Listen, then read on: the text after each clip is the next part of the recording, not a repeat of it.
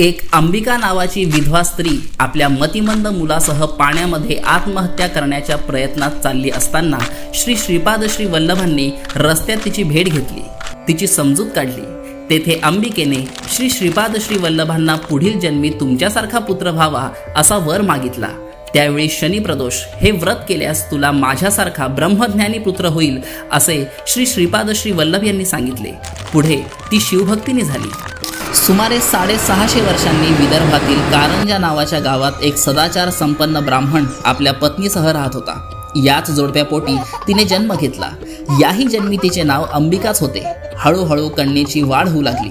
त्याबरोबरच आईकडून स्वयंपाकादी गृहकृत्याचे शिक्षण, व्रतवैकल्य, देवधर्म वगैरे सर्व ज्ञान देऊन मातेने त्या बालिकेचे उत्तम गृहिणीत रूपांतरण केले। आता अंबिकेस 13वे वर्ष लागले होते आणि म्हणूनच तिच्या वडिलांनी वर संशोधनास सुरुवात केली।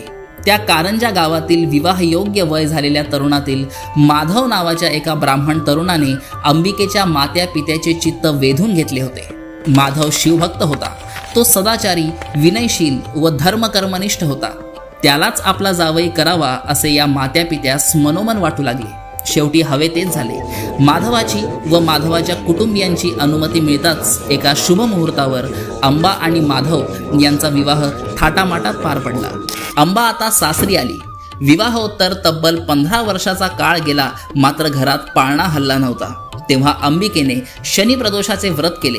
याचे फळस्वरूप पुढच्या वर्षीच अंबा गर्भवती झाली। तिला उत्तम डोहाळे होऊ लागले। होता होता 9 महिने संपले व प्रसूतीची वेळ आली। शनिवारी पौष शुक्ल द्वितीयेस दुपारी अंबिकेने सुंदर गोजिरवाण्या बालकास जन्म दिला होता। शके 1300च्या आसपास ही घटना घडली। श्री श्रीपाद श्री वल्लभांनी हा अवतार धारण केला होता। जन्म होताच सर्व बालकांचे रडू आपल्या कानी पडते, पण या बालकाने जन्म होताच क्षणी रडण्याऐवजी ओंकाराचा सुस्पष्ट उच्चार केला। काय ही अलौकिक कृती! या पहिल्याच उच्चाराने माता पित्याला कळले की हा जरी आपला मुलगा असला तरी हा खरोखरीच ईश्वरी अवतार आहे। माधवाने रूढीनुसार जातक कर्मे उरकले। 12व्या दिवशी बालकाचा नामकरण विधी पार पडला। याचे जन्म नाव शालिग्राम देव असे ठेवण्यात आले आणि व्यावहारिक नाव नरहरी ठेवण्यात आले। बाळ नरहरी आता 3 महिन्याचा झाला होता। वाढत्या वयाबरोबर बाळाची भूकही वाढू लागली, पण त्याची वाढती भूक त्या मातेकडून पुरी होत नसल्या कारणाने मातेला त्याची खंत वाटू लागली। अपुऱ्या दुधामुळे आपले बाळ सुदृढ होणार नाही याची तिला जाणीव होती। एके दिवशी सकाळीच बाळाला पाजता ही अडचण तिने आपल्या पतीस सांगितली। माझ्या या देवरूपी पुत्रास मी पोटभर पाजू शकत नाही, हे माझे परम दुर्भाग्य आहे। त्यावर एखादी गाय व दुभती शेळी आणून बाळाच्या दुधाची त्वरित सोय केली पाहिजे असे तिने सुचवले। हे सर्व ऐकून माधव म्हणाले, उद्या सकाळीच मी व्यवस्था करतो। हा संवाद नरहरी मातेच्या मांडीवर पडून दूध पिण्याच्या प्रयत्नात असताना ऐकत होता। त्यांचा संवाद संपताच बाळाने मातेच्या मांडीवर चूळ भरण्यास सुरुवात केली व सहजगत्या हसत हसत मातेच्या स्तनाला उजव्या हाताने स्पर्श केला। स्पर्श होताच अभूतपूर्व अशी प्रेमाची लाट तिच्या मनी उसळली व वीज स्पर्श झाल्याप्रमाणे तिचा संपूर्ण देह थरारला। पाहता पाहता तिच्या स्तनातून दुधाच्या धारा वाहू लागल्या। तिची चोळी संपूर्ण भिजली। बाळ पोटभर चुरूचुरू दूध प्यायला। ही अलौकिक लीला पाहून माता पिता चकित झाले। बाळाला कुणाची दृष्ट लागू नये म्हणून ही घटना त्यांनी गुप्त ठेवली। नरहरीने वयाच्या 6व्या महिन्यात पदार्पण केले होते। एवढे सर्व होत असताना देखील ओंकाराशिवाय कोणताच शब्द त्याच्या मुखातून बाहेर पडत नव्हता। आता तर तो वर्षभराचा झाला होता, तरी ओंकाराशिवाय अन्य एकही शब्द कानी येईना।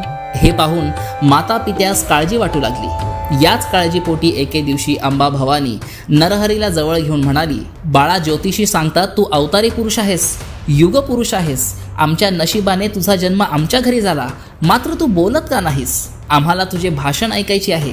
आईचे हे शब्द ऐकून नरहरी हातवारे करू लागला। माझे उपनयन केल्यास मी सर्व काही बोलू शकेल असा त्या कृतीचा अर्थ होता। मौजी बंधनास योग्य अशा त्या बालकाचे 7वे वर्ष चालू होते। तेव्हा लागलीच दुसऱ्या दिवशी माधवाने ग्रामज्योतिषाकडून मौजी बंधनाचा शुभ मुहूर्त काढून आणला व व्रतबंधाच्या तयारीस लागला। उपनयनाची वेळ निश्चित झाली। सर्व काही परिपूर्ण होते। उपनयन सोहळा पाहण्यासाठी मोठी गर्दी झाली होती। माधवाने नरहरीच्या कमरेला मौजी बंधन बांधले आणि नियोजित शुभ मुहूर्तावर त्याच्या कानात गायत्री मंत्राचा 3 वेळा जप केला। नरहरीने आपल्या मनात गायत्री मंत्र जप उच्चारला, मात्र दृश्य स्वरूपात नाही।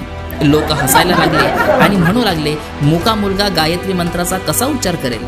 आता भिक्षा मागायची वेळ आली. तेव्हा माता अंबिकेने प्रथम भिक्षा देऊन आशीर्वाद देताच नरहरीने ऋग्वेदातील पहिला मंत्र स्पष्टपणे उच्चारला आणि ऋग्वेदाचा पाठ करू लागला. दुसरी भिक्षा देताच यजुर्वेदाच्या सुरुवातीचे भाग त्याने पठण केले. तिसरी भिक्षा देताच सामवेद गायला. माधव आणि अंबा अत्यंत आनंदित होते. मुका मुलगा वेदांचे पठण करू लागला हे पाहून लोक आश्चर्यचकित झाले. नरहरी आईला म्हणाला, आई, मला आता परवानगी द्यावी. मी तीर्थयात्रेला जाण्याचे ठरवले आहे. घरोघरी भिक्षा मागणे, ब्रह्मचर्य पाळणे आणि वेदांचे पालन करणे हा माझा हेतू आहे. आपला मुलगा आपल्यापासून लांब जाणार आहे हे ऐकून आईला खूप वाईट वाटले. तेव्हा नरहरी म्हणाला, आई, जेव्हा तू माझ्याबद्दल विचार करशील, तुला भेटण्याची तीव्र इच्छा होईल, तेव्हा मी तुला मोठ्या उत्साहाने भेटायला येईल. असे आश्वासन देऊन नरहरी आपल्या वाटचालीसाठी निघाला. त्याच्या आईवडिलांनी त्याला संन्यासाची दीक्षा घेण्याची परवानगी दिली. नरहरी प्रथम काशी क्षेत्रास गेला. तेथे त्याने शिक्षण घेऊन कृष्ण सरस्वतीचा अधिकार जाणून नरहरीने त्यांच्याकडून दीक्षा घेतली. त्यानंतर तो नरहरी नृसिंह सरस्वती या नावाने प्रसिद्ध झाला. श्री नृसिंह सरस्वती यांनी दक्षिणेकडील विविध तीर्थक्षेत्रांना भेट दिल्या. नरसोबाच्या वाडीत 12 वर्षे राहून त्यांनी प्रजेच्या उत्थानाचे मोठे कार्य केले. भविष्यात ते गाणगापुरात गुप्त संवाद साधताना दिसले. त्यांचे असंख्य शिष्य होते. श्री नृसिंह सरस्वती यांनी सर्व शिष्यांना बोलावून सांगितले, आता आम्ही खूप प्रसिद्ध झालो आहोत. माझ्या मनात भविष्यात गुप्त राहण्याची इच्छा आहे. मात्र जे माझी उपासना करतात आणि मनातून माझी स्तुती करतात त्यांच्याबरोबर मी नेहमी असेल. त्यांना रोग, दुःख किंवा गरिबीची भीती बाळगावी लागणार नाही. त्यांच्या सर्व मनोकामना पूर्ण होतील. जे माझ्या अक्षराचे पठण करतील त्यांच्या घरात अखंड लक्ष्मी सुखशांती नांदेल. असे म्हणत ते भक्तांनी त्यांच्या इच्छेनुसार तयार केलेल्या फुलाच्या आसनावर बसले. ते आसन पाण्यात एका नावेप्रमाणे सोडण्यात आले. भक्तांच्या भावना अनावर झाल्या. मी संसार रूपाने निघून जात आहे, पण मी सदैव भक्तांच्या मनात आणि गाणगापूर जवळ असेल, असे श्री नृसिंह सरस्वती म्हणाले. त्यानंतर श्री नृसिंह सरस्वतींनी प्रसादाचे प्रतीक म्हणून ती फुले ज्यावर ते बसले होते ते परत पाठवले. ती फुले परत वाहत आली. श्री नृसिंह सरस्वतींच्या लीला श्री गुरुचरित्र या ग्रंथात आल्या आहेत. आजही श्री नृसिंह सरस्वती गाणगापुरात आपल्या भक्तांना दर्शन देतात. प्रेक्षक हो, हा व्हिडिओ जर आपल्याला आवडला असेल तर या व्हिडिओला लाईक करून आपल्या संपर्कातील इतर दत्तभक्तांपर्यंत पोहोचवायला विसरू नका. आणि असेच आध्यात्मिक व्हिडिओ पाहण्यासाठी आमच्या आध्यात्मिकीकरण या यूट्यूब चॅनलला भेट देऊन सबस्क्राईब करा. श्री गुरुदेव दत्त.